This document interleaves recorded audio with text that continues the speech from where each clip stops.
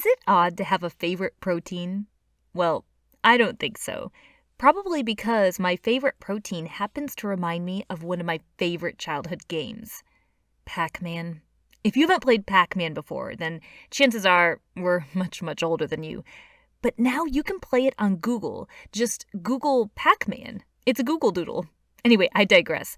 But see, in Pac-Man, you have this little character. It goes around, finds these pebbles, and the pebbles fit right into it. Well, a lot of illustrations that you will find of enzymes, they happen to look, at least us, a lot like Pac-Man. I remember P for Pac-Man and P for protein. Most enzymes are proteins. Now, in the game, we mentioned there are these little pebbles that Pac-Man goes after.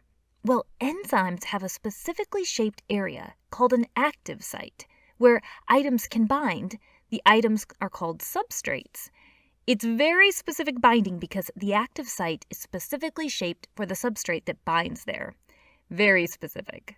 So what happens when a substrate binds an enzyme? Well, usually the substrate is held there with some weak bonds because it's not going to stay there forever.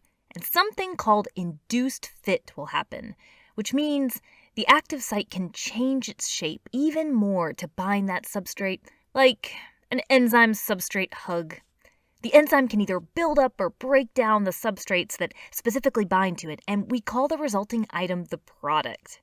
An enzyme has the ability to really speed up reactions that technically could happen on their own, but with the help of enzymes, they can be sped up to make processes effective for life.